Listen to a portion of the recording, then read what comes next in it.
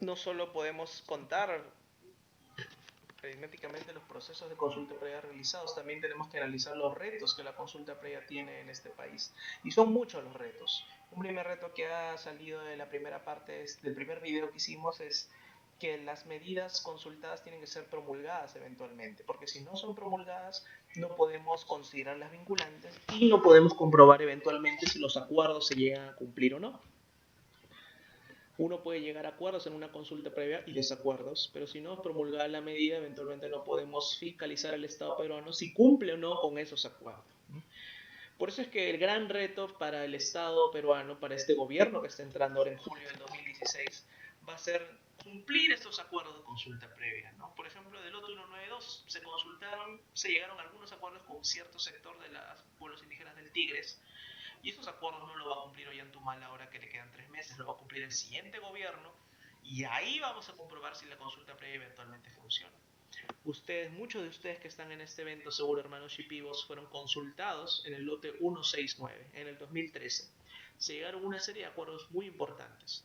Este lote no ha sido todavía adjudicado. Yo estoy asumiendo que en los próximos años se va a adjudicar el lote a Pacific, a Perenco, a Plus Petrol, a cualquier empresa privada que tenga interés en operarlo, y va a ser ahí cuando se adjudique una empresa petrolera que se va a poder comprobar si en verdad esta consulta del lote 169 fue realizada de la mejor manera y, lo más importante, si estos acuerdos de la consulta del 169 se pueden cumplir. Ahí va a ser realmente donde podamos pasar los acuerdos de consulta previa del 169 por ese filtro legal para ver si son ejecutables o no. Entonces es muy importante esto, ¿no? Pero además es muy importante no descuidar la consulta previa en otros ámbitos. No solo hablamos de medidas administrativas como la adjudicación de un lote o la creación de un área natural protegida, sino también hablamos de medidas legislativas. Y esa es la gran cuenta pendiente del Estado peruano. Hasta el momento no se ha consultado una ley, se han consultado reglamentos, políticas públicas, planes nacionales y medidas como lotes petroleros o concesiones mineras, pero no se ha consultado una ley y básicamente por la inacción del Congreso. El Congreso de la República es, como todos sabemos, el encargado supremo de emitir medidas legislativas, léanse leyes, que son normas generales que nos gobiernan a todos nosotros. Hasta el momento, desde el año 2011, el Congreso no ha sometido ninguna de sus leyes a consulta previa. Y razón tuvo. Siempre pongo de ejemplo estas leyes conocidas públicamente como las leyes del paquetazo, que seguro han escuchado. El paquetazo ambiental, como le conocen algunos, son una serie de medidas tanto administrativas como legislativas, leyes, que afectan o son susceptibles de afectar derechos colectivos de los pueblos indígenas, como el derecho a la tierra. Así, por ejemplo, tienes la ley 3230, que es una ley que supuestamente promueve medidas de saneamiento físico legal para las comunidades que están en las zonas aledañas a los proyectos de inversión y que además le resta varias facultades al OEFA y al Ministerio del Ambiente. O, por ejemplo, la ley 33327, que es una ley hermana que en teoría, entre muchas otras cosas, impide la titulación de comunidades sobre las cuales ya existe un derecho de vía, un derecho de paso, generalmente para proyectos mineros o petroleros. Entonces tienes el caso de estas dos normas dadas por el Congreso que no fueron sometidas a consulta previa, a pesar de estar vigente el convenio 269 e incluso la ley de consulta previa.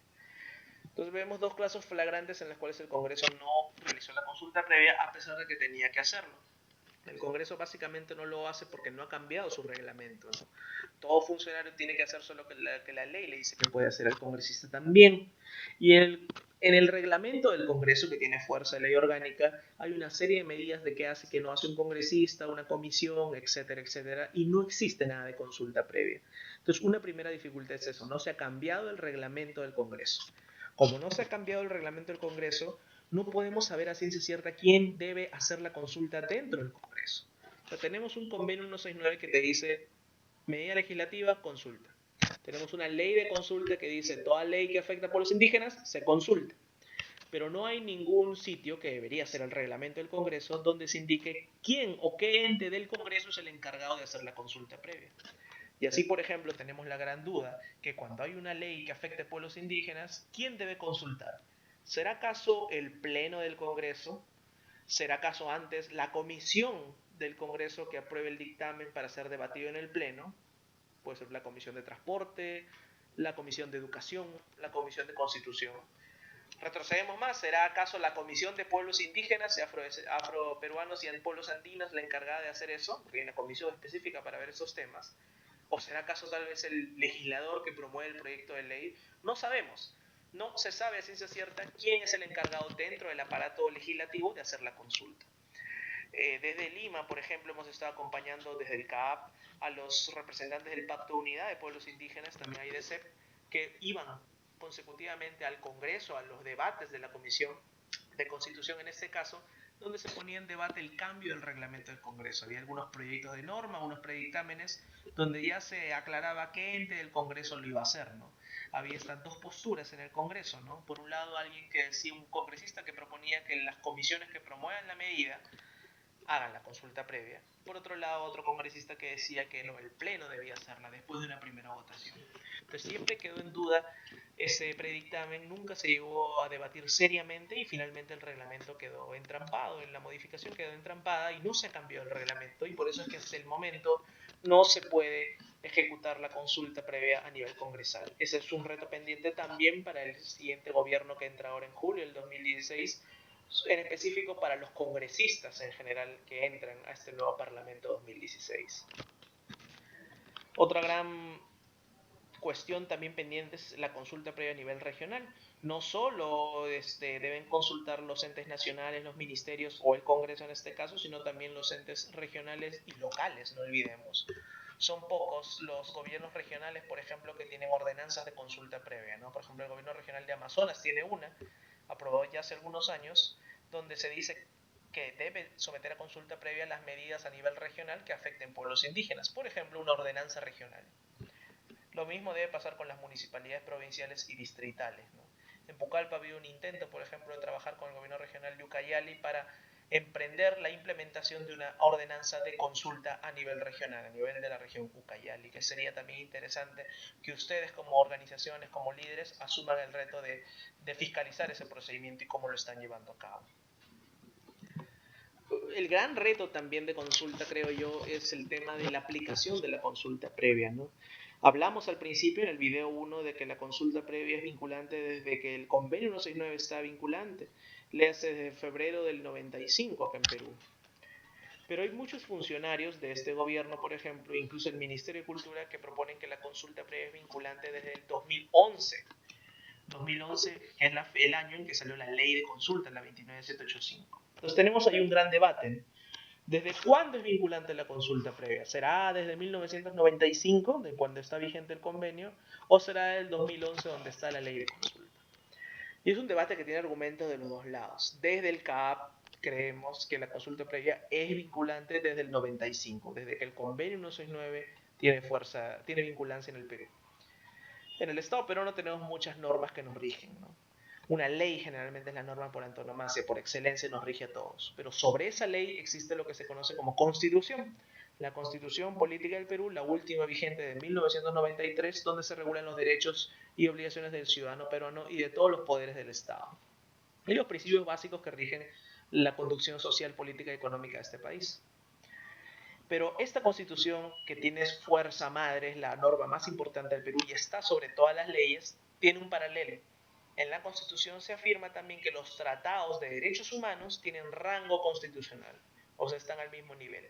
Léase, la constitución pesa más que las leyes, pero un tratado de derechos humanos también pesa más que las leyes. Y un ejemplo de tratado de derechos humanos es este convenio 169 de la OIT, que regula derechos de los pueblos indígenas. Es así que tenemos un primer argumento, que es la fuerza de ley, y esto es muy importante tenerlo claro, ¿no? El convenio 169, al ser tratado de derechos humanos, tiene el mismo valor que la Constitución del 93 y pesa más que las leyes peruanas. Le hace, por ejemplo, más que la ley de consulta previa misma. Por eso nos tenemos que guiar desde ahí. También hay otro argumento, que es uno de los tratados del cual el Perú es parte, la Convención de Viena de Derecho de los Tratados, dice en su artículo 27 que el Estado peruano no puede argumentar cuestiones de derecho interno para incumplir sus obligaciones internacionales. En traducción, el Estado peruano no puede decir, como no había ley en el 95, o en el 2000, o en el 2010, no debí consultar. No, señor. no es que a partir de la ley tú debes consultar. Si el tratado está vigente en el 95, así no hayas tenido ley, debías consultar. Es por eso que nosotros zanjamos posición para decir que la consulta previa es vinculante de 1995, más precisamente de febrero. Y eso es algo que no solo lo estamos discutiendo en foros, sino en casos. Y lo bueno es que se han judicializado varios casos. Uno de ellos, tal vez el más importante, es el caso de Arboleda, que es una concesión minera en Puno, con los hermanos Quechua y Aymara, que ya está en el Tribunal Constitucional a ser sentenciado. Ya está en la máxima instancia, el Tribunal Constitucional es el máximo intérprete de la Constitución, y está a punto de sacar sentencia o no, y ahí dictaminar en ese caso si eventualmente debía hacerse consulta previa de esa concesión que fue dada antes de la ley, pero después del 95, después que entre en vigencia el convenio 169. Casos parecidos tenemos muchos. En la Amazonía, por ejemplo, el CAP está acompañando el primer caso petrolero de omisión de consulta, un lote que es el lote 116 dado en territorio de los hermanos Aguajún One Piece en la región de Amazonas. Un lote dado en 2006. 2006 ya estaba vigente el convenio del 95, pero faltan todavía 5 años para que salga la ley de consulta. Entonces ahí estamos discutiendo en la Corte si debía someterse o no ese procedimiento administrativo, esa adjudicación de lote a consulta previa.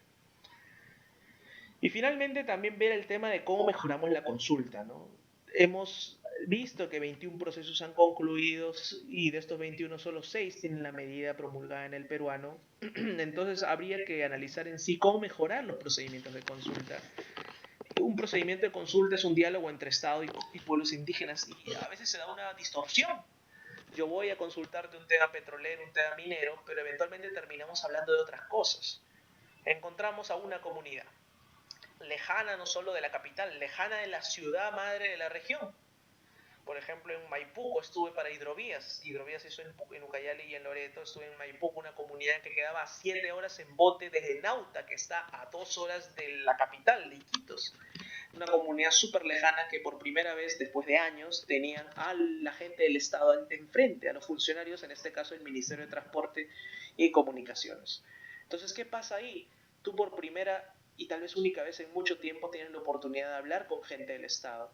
Y no solo vas a reducir tu diálogo al tema que te concierne. En el caso de Hidrovías era el tema de este proyecto, lo vamos a explicar más adelante, que seguro ustedes lo conocen más que yo, de conexión de los 4 ríos, enmarcado en el IRSA, ¿no? Que quería limpiar un poco el río. Pero la gente no solo se quedaba contenta hablando de este tema, ¿no? Quería hablar de temas de titulación, temas de luz, alumbrado, la posta médica se caía a pedazos, salud, temas de educación, los profesores, los materiales no llegaban a tiempo, etcétera, etcétera. Entonces abres toda una caja de Pandora, como se dice, y empiezas a meter una serie de términos, una serie de conflictos que son naturales de la zona y que es entendible que la gente lo quiera hablar. Entonces, por un lado tienes eso, la demanda de gente que no solo se va a ceñir, no solo se va a cerrar a un punto concreto de la consulta previa, sino va a querer hablar de muchas otras cosas. Y por otro lado tienes un ente, un funcionario del Estado que va obviamente capacitado, pero para hablar de un solo tema. Y así, por ejemplo, en esta comunidad de Maipuco que les decía, tú tienes a gente preguntándole a un funcionario de transporte y comunicaciones por temas que le competen, agricultura, a salud, al Ministerio de Educación, incluso al Ministerio de Energía y Minas, etcétera, etcétera. No cerraba el tema, ¿no? Tenías a gente que preguntaba sobre otras cosas y a gente, los funcionarios, que no sabía qué decir. Y no solo no sabía qué decir, sino, ojo, no tenía la facultad de disponer de eso. Porque una pregunta, si tú eres un funcionario de transporte y comunicaciones, ¿puedes tú decir que vas a titular las comunidades o que vas a mandar más profesores bilingües o que vas a enriquecer la posta con medicinas? ¿Tienes tú la capacidad de hacer eso? No. Es como si Rubén ahorita se comprometa a, por ejemplo, llevar o sortear computadoras, laptops después del evento. Rubén no puede hacer eso. Rubén solo puede hacer las cosas que se le han encomendado desde el CAP, hacer este taller, dar una exposición, preparar la logística del evento, etcétera, etcétera, pero no puede ir más allá de eso, no está en sus funciones. Un funcionario solo puede hacer lo que la ley le dice que puede hacer, y por ende un funcionario de transporte y comunicaciones no se puede meter a disponer cosas de electricidad, de carreteras, de educación, etcétera, etcétera. Entonces ahí hay un primer desfase en la consulta que nos estamos dando cuenta después de casi 30 procesos hechos. No podemos ir solo con el ente que promueve la medida. tiene que ir acompañado siempre de más gente. Y no solo me refiero al Ministerio de Educación, que generalmente acompaña en estos procesos. Tiene que ir con alguien de educación, de salud, de transporte, alguien de los ministerios de energía, hasta del ambiente, tiene que ir acompañado de esa gente porque eventualmente se va a comprometer a hacer más cosas porque la gente le pide que haga más cosas. Entonces tenemos que encontrar una forma de hacer más orgánico el procedimiento de consulta. Eso es una buena forma de mejorar estos procedimientos que hasta ahora se han estado llevando a cabo. En la tercera parte de estos videos voy a realizar un poco el análisis de los procedimientos que se han llevado a cabo en Ucayali para así acabar con mi intervención.